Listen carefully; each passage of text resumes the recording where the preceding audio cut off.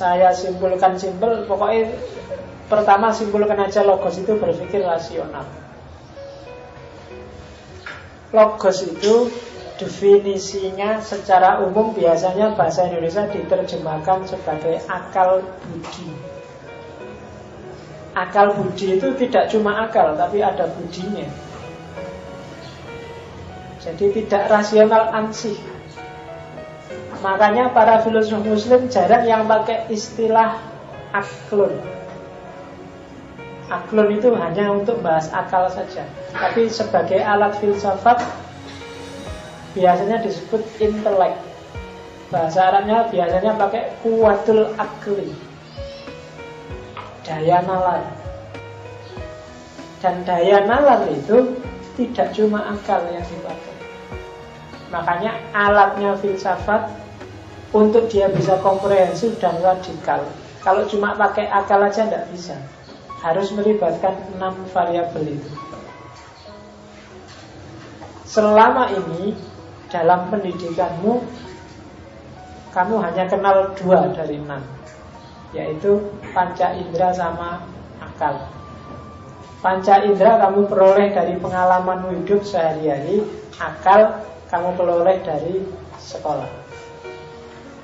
Hanya itu aja. Itu yang menurut saya agak tragis. Kenapa? Kamu punya 6 hanya dipakai 2. Akhirnya yang 4 tumpul. Sementara untuk memahami realitas, kalau cuma pakai 2, kamu akan pontang-panting. Banyak fakta, banyak peristiwa, banyak realitas yang itu kalau pakai akal aja nggak bisa, pakai indera aja nggak bisa. Kadang harus pakai nurani, kadang pakai naluri, kadang harus imajinasi. Begitu imajinasimu lemah, kamu pontang-panting dalam agama. Agamamu akan positivistis. Maka intelekmu harus diasah. Mengasah intelek itu bukan mengasah akal, tapi mengasah akal budi. Jadi oleh bahasa Indonesia ditambahi budi. Dan orang Indonesia kan jaya di budi tapi lemah di akal. Iya kan? Selalu gitu. Makanya ketika kamu SD kan bukunya ini budi. Iya, nggak ada ini akal. Mesti ini budi. Karena kita rata-rata orang timur kan memang kuat di budi. Meskipun kemudian merasa, loh kok kita kalah sama barat, kita harus niru barat dong, kita harus ikut peradaban yang sudah maju. Akhirnya kamu belajar pakai akal dan panca indera. Sehingga di sekolah-sekolah yang diajarkan itu cara mengelola panca indera dan akal. Sementara khazanahmu sendiri yang timur tidak diasah.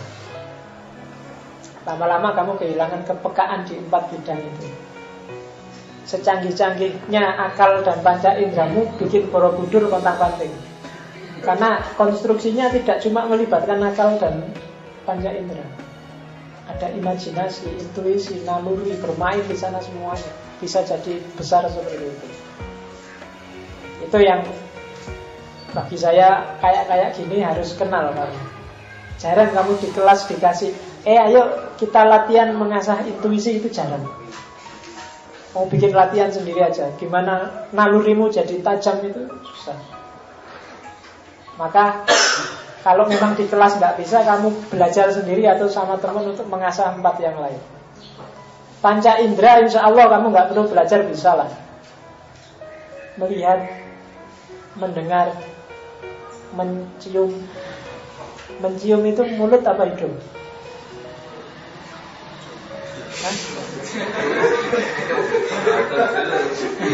Nah, panca indera itu kan mendengar, melihat, meraba, mencium, sama merasa. Mendengar pakai mata, pakai telinga, melihat pakai mata, mencium pakai mencium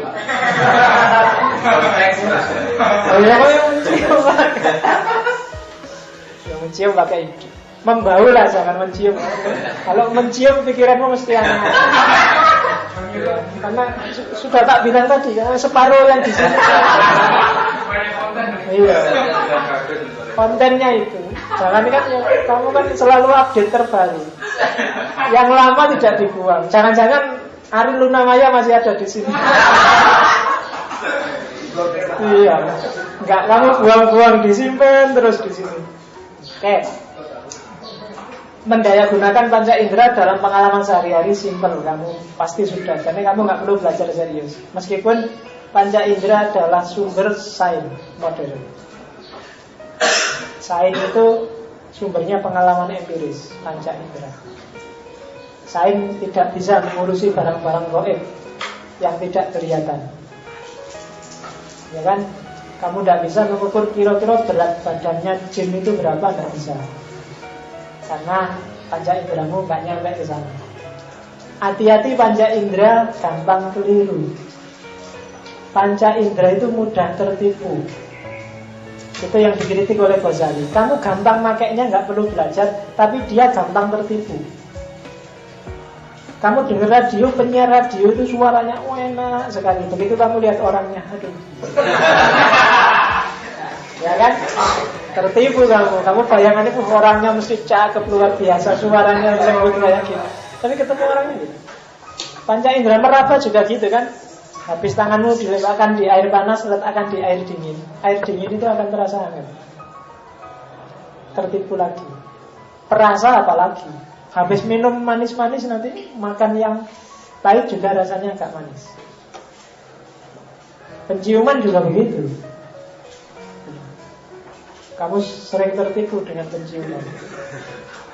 Iya, di antara panca indera yang paling rumit itu penciuman. Mencerna barang yang kamu cium itu agak berat. Jadi yang canggih penciuman biasanya binatang. Kalau manusia itu gampang tertipu gara-gara penciuman. Ya mungkin kamu banget. Enak ya baunya, begitu dilihat, walah, ternyata baunya itu toh. Oh, ternyata coba aja, penciumanmu susah. Sekali-sekali latihan penciuman. Selama ini penciumanmu hanya terlatih untuk yang tajam, bau tajam. Bau tidak tajam nggak bisa. Kalau binatang itu sangat tajam penciumannya. Ada apa datang, bukan apa baunya, apa datang dia paham. Itu penciuman. Dia bisa dengan penciumannya, ini yang datang besar sekali, ini yang datang sekitar sekian kilo, ini yang datang ringan, ini yang datang makananku, ini yang itu binatang bisa. Kalau manusia nggak bisa. Kalau belum melihat, yang paling overload kamu pakai itu biasanya mata. Matamu itu sumbernya barang tidak beres, kebanyakan mata dalam hidupnya. Nah, karena panca indera banyak lemah, maka yang sering membantu panca indera adalah akal. Tadi tanganmu habis panas terus dingin jadi anget, itu kan yang bisa onda. Ini sebenarnya nggak anget sih, agak dingin cuma karena habisnya. Itu kan akal yang bisa kayak gitu. Akalmu sangat membantu. Kalau kayak kamu dengar suaranya penyiar tadi kan, akalmu kan terus nggak mesti ding, suaranya enak, kadang-kadang orangnya biasa aja juga banyak. Itu kan akal yang gitu. Yang menyimpulkan kayak gitu akal. Akal banyak membantu. Hidupmu banyak disetir oleh dua ini. Mata pelajaran di sekolah, di kampus itu isinya mendaya gunakan akal dan panca indera. Agama pun mau di akal dan di panca indera. Sehingga lahirnya teologi. Kalau agama, fisika, matematika, biologi semua akal dan panca indera semua. Cuma hidup dengan mengandalkan akal dan panca indera tidak cukup. Kamu butuh nurani. Nurani itu kebanyakan untuk memahami aspek etis tadi, etika, nurani. Kamu punya nurani itu belajarnya, mengasahnya di tengah masyarakat. Nggak bisa kamu berpikir refleksi baca buku untuk menumbuhkan kepekaan nurani. Nurani itu benar salahnya etis sifatnya di tengah masyarakat. Kalau kamu nyampe di perempatan Gejayan itu, misalnya ada anak kecil minta-minta, itu kamu kasih apa enggak, itu biasanya alatnya nurani. Enggak tega, enggak dikasih, paling dikasih 500 ya udah senang.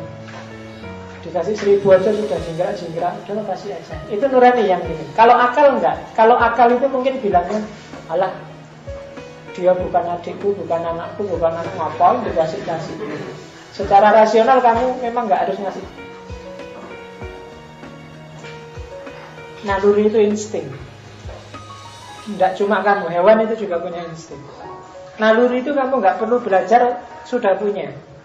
Bedanya ada yang diasah dan dipertajam, ada yang dicuekin. Kamu nggak pernah belajar, tapi secara naluri kamu yang cowok suka sama cewek. Kamu nggak perlu kursus, nggak perlu short course untuk bikin kamu suka sama perempuan. Otomatis kamu suka. Ibu itu otomatis suka sayang sama anaknya. Itu naluri. Tidak perlu belajar kok. Meskipun kamu zaman belum punya anak, ya-yaan, tidak karu-karuan hidupmu, pontang-panting, wis pokoknya nomah kali orang karu-karuan. Tapi begitu punya anak kok bisa sayang sama anaknya. Itu naluri. Perampok yang sadis apapun, itu biasanya kalau pulang ketemu istri anaknya, dia ketawa-ketawa. Kalau anaknya kecil ikut nyuapin, itu sayang sekali sama anaknya. Itu naluri. Bahkan jangan-jangan merampoknya itu karena nalurinya untuk ngasih makan keluarganya. Itu naluri ya. Nggak perlu dipelajari, otomatis. Justru kalau diingkari, orang, kalau bahasanya Karl Marx, itu terasing dari dirinya sendiri. Nalurimu menuntut A tapi kamu nggak mau, ingin B. Kamu sebenarnya suka sama cewek tapi kamu nggak mau. Ya, maksudnya nggak mau itu karena saya mau kuliah dulu, pokoknya nggak mau pacaran. Itu ya. Jadi kalau kamu ditanya, kenapa kamu nggak pacaran? Saya mau kuliah dulu. Pacune rapayu. Ya. Mulai alasan ya, pacune rapayu alasan ingin kuliah yang serius. Itu naluri. Jadi saya sering bilang kalau ada mahasiswa, kalau kamu sudah jatuh cinta, jangan ditahan, malah potang-panting kuliahmu. Kalau belum tidak apa-apa, kamu nggak usah mikir cewek. Tapi kalau sudah seneng cewek dan kamu tahan-tahan, kuliahmu lebih seret. Karena energimu habis buat ngempet.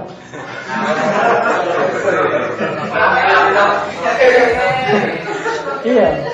Daripada kamu ngempet susah-susah sampai kamu berkeringat ngempet, kan mending kamu tembak aja, kalau ditolak karuannya. Cari yang lain kan gitu. Iya. Ya sedih-sedih lah, nyanyi dangdut 2-3 hari selesai. Nggak usah. Ya. Naluri, insting. Ada yang bilang agama itu naluri juga. Orang dibiarin, nggak usah dikasih Quran, nggak usah dikasih, secara naluri dia akan menuntut sesuatu yang lebih tinggi dari itu. Maka sepanjang sejarahnya manusia, tidak pernah manusia itu tidak punya Tuhan dengan versinya masing-masing. Sejak zaman primitif, cara beribadahnya beda-beda, Tuhan yang disembah juga versi-versi lah. Tapi yang jelas, karena memang secara naluriah orang butuh Tuhan. Itu naluri. Ya tadi bedanya, banyak orang yang ini tidak diasah, sehingga tidak peka. Ada ibu yang bunuh anaknya, sekarang kan banyak kayak gitu. Itu berarti apa? Dia mematikan sendiri, lalu dia sendiri akan tersiksa. Karena secara naluriah ada tuntutan dia untuk sayang pada anaknya. Mungkin secara sosial ekonomi terpaksa sehingga dia marah. Begitu dia anaknya disiksa, pasti dia menyesal. Ada naluri. Naluri pun alat untuk memahami sesuatu. Kalau pakai akal mungkin nggak nyambung. Ngapain sih? Sudah punya anak, dibesarkan susah-susah, anaknya nakal juga masih disayang aja. Ya karena memang itu naluri ya. Agama juga begitu. Kepekabaanmu terhadap agama harus kamu perjuangkan. Jangan sampai hilang, karena begitu hilang nanti akan ada keterasingan dalam dirimu. Kamu mungkin akan cari Tuhan yang lain secara tidak sadar. Sehingga ada tesis yang bilang orang ateis sekalipun, kalau kamu cermati dalam hidupnya, pasti ada yang dia posisikan sebagai Tuhannya. Paling tidak pemikirannya sendiri. Karena tuntutan jiwa untuk punya keterikatan dengan sesuatu. Yang kelima, intuisi. Intuisi ini biasanya pengetahuan intuitif itu pengetahuan langsung. Nanti bahaslah di filsafat Islam ada namanya knowledge by acquaintance. Ada yang menerjemahkan ilmu huduri. Itu salah satu contoh pengetahuan intuitif, hasil dari intuisi. Intuisi itu orang ilham, itu jenis intuisi. Wahyu itu jenis pengetahuan intuitif. Kalau 4 yang lain, pengetahuan itu akan diusahakan. Kalau intuisi itu tidak tergantung usahamu. Intuisi itu mungkin akumulasi. Jadi datangnya pengetahuan intuitif itu tidak disengaja. Kalau psikologi modern menyebut pengetahuan intuitif adalah pengetahuan yang itu terkubur di bawah sadar, yang munculnya tidak bisa disengaja. Dia muncul anytime. Bawah sadar kita itu kan penuh data, cuma kita nggak bisa menampilkannya ke atas sadar karena ada keterbatasan. Ya. Kamu nggak bisa secara, misalnya kamu baca buku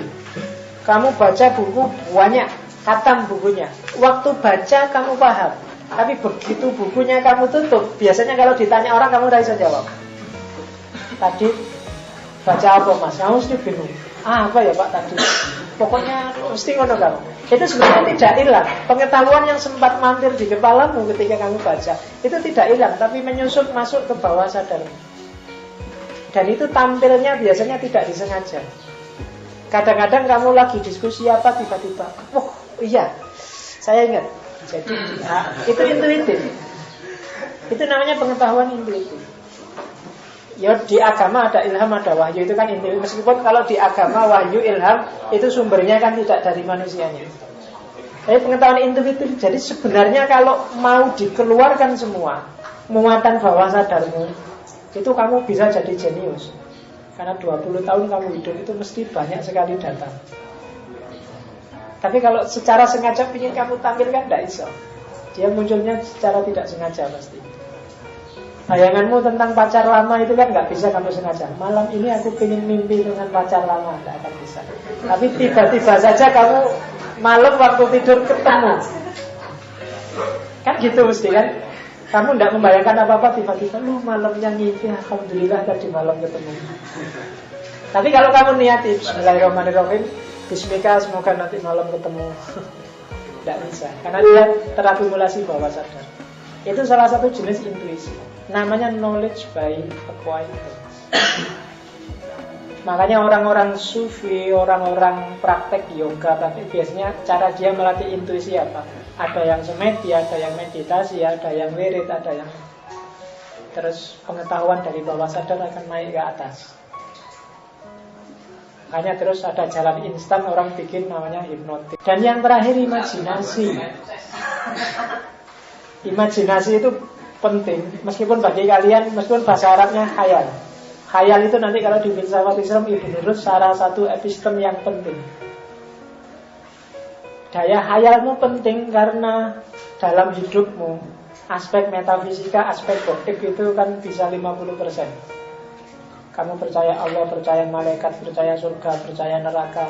Itu kan kalau daya imajinasimu rendah, kamu tidak akan nyampe memahami semua itu. Memahami surga aja, kamu kan pontang-panting kalau memahami. Pemahamannya setiap orang tentang surga itu pasti sesuai kapasitas imajinasinya. Mungkin kamu memahami surga, baca ayatnya Pak, surga itu jannatin tajri min tahtihal anhar. Di sebelahnya ada sungai yang mengalir. Ya kira-kira ada rumah di seberang sungai. Kan ngono mesti. Itu kan daya imajinasi, kamu membayangkannya. Besok di surga ada kolam susu, kolam mandi.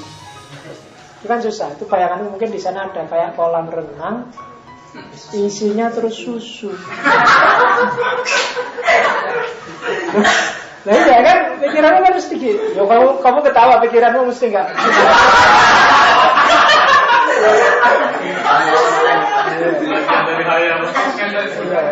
Sudah tak bilang ya tadi kan, isi pikiranmu itu separuh kan.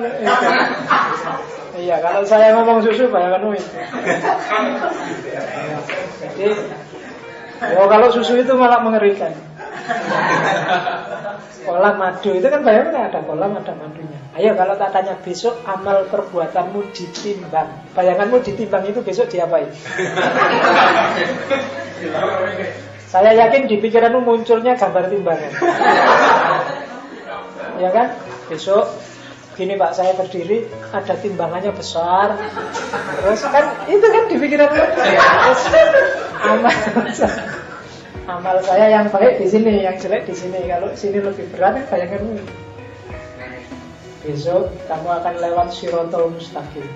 Shiratal Mustaqim itu rambut. Ayo wes imajinasikan itu, mesti kan. Loh itu agamamu isinya gitu, agama banyak hal metafisik. Kalau kapasitas imajinasimu rendah sekali, pemahamanmu juga akan rendah sekali tentang surga, neraka, Tuhan dan lain-lain. Besok di neraka itu kamu akan yang suka zina dipotong, bayanganmu kan ada gunting besar. Ya kan? Iya, nanti kamu dipotong.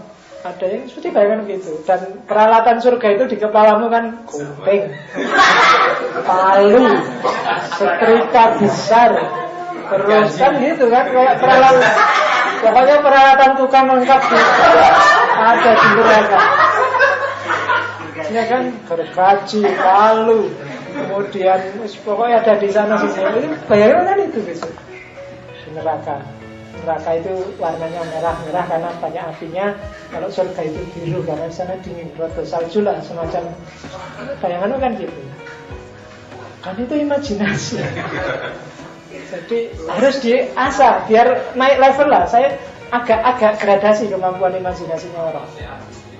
Masa susah. Nanti para filosof yang abstraksinya lebih bagus, imajinasinya bagus, cara dia mempersepsikan surga neraka pasti beda sama kamu, sama kita yang karena selama ini kita berkutat di panca indera dan akal, jadi cara mikirnya positivistik, bayangannya tentang surga neraka ya kayak gitu. Saya pernah lihat gambarnya buruk. Buruk itu kan kendaraannya Nabi, tapi dia cakep karena bidadari. Waktu Nabi naik ke Shiratal Mustaqim, bukan.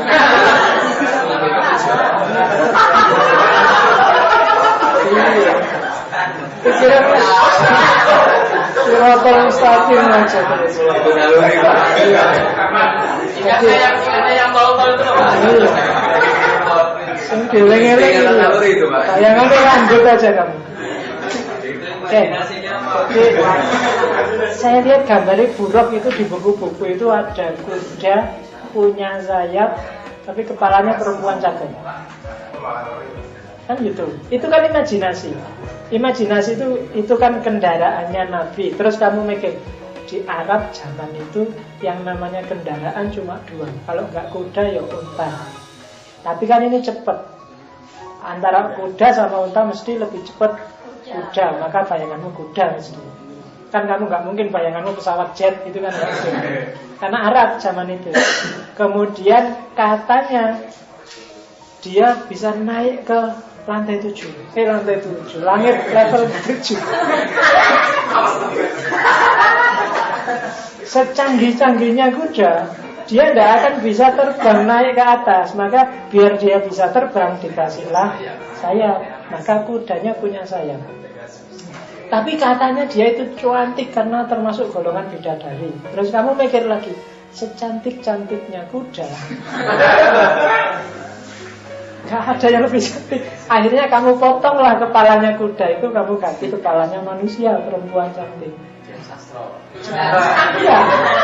Dan jadilah kemudian ilustrasinya buruk di buku-buku itu ada kuda punya sayap dan kepalanya wanita cantik. Itu imajinasi. Imajinasi di level yang punya kita zaman itu.